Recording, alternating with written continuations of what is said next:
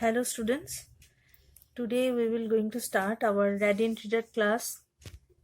But before starting, I want to tell you something that you have to do all the question answers in your English 2 copy that you will be brought from the school. You had get from school perhaps.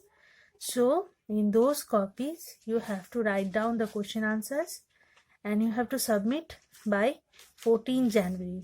Okay, and that is your project marks. By those copies we will give you, by seeing those copies we will give you the project marks, 20 marks. Okay, so you have to write the question answers. Now I'm going to tell you one more thing, that in case of Merchant of Venice, the extra question answers which I have given to you before, so you have to write down those question answers also in your English 2 copy, the same copy. Okay, no need to make another copy, and you have to complete the workbook also, the 2 workbooks. Okay, so all things you have to done by 14 January. Okay, so now we are going to start our next chapter. That is Song of Radha the Milkmaid. Radha the milkmaid, milkmaid यानी जो दूध दूध को लेकर business करती हो, दूध निकालती हो. ठीक है, तो Sarojini Naidu, the great woman leader of the freedom movement in India, wrote some very fine poems in English. She is called the Nightingale of India.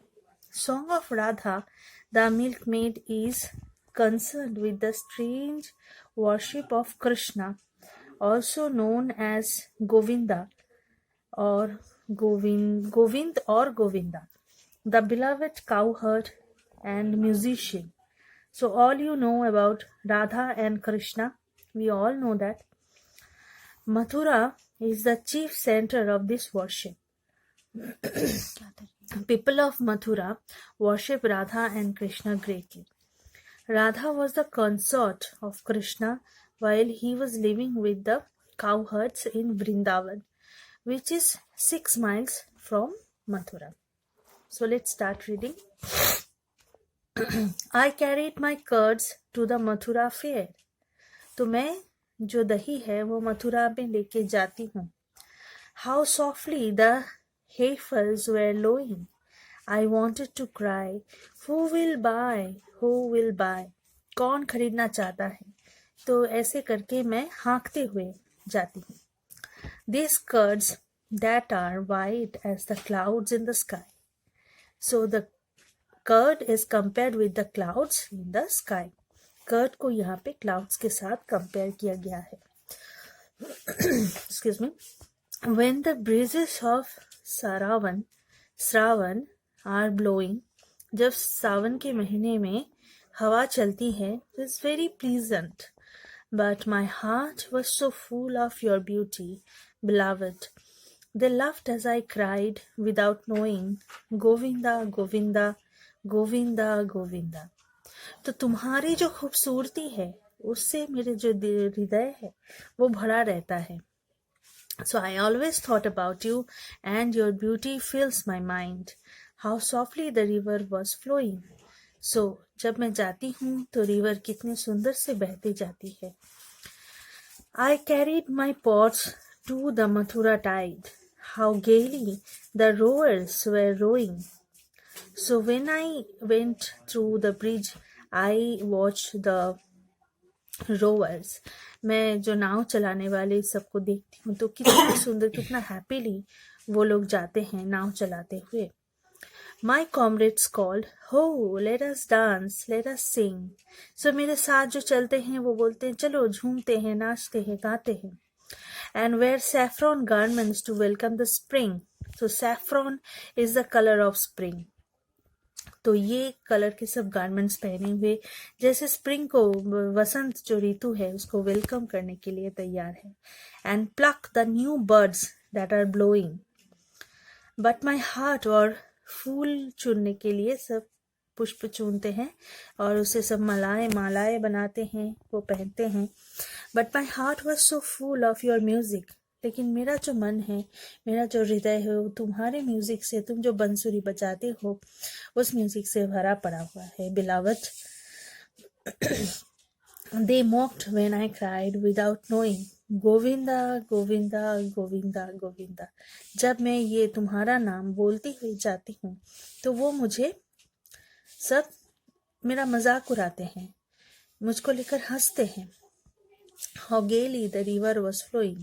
क्यों ये बोलती है Govinda? Because her heart is filled with this name. वो ये नाम के सिवा और कुछ नहीं आता है. ये नाम जैसे उसके अंतरात्मा में बस गया है. कृष्णा का नाम, गोविंदा जो कृष्णा है उनका नाम राधा के मन में बस गया है.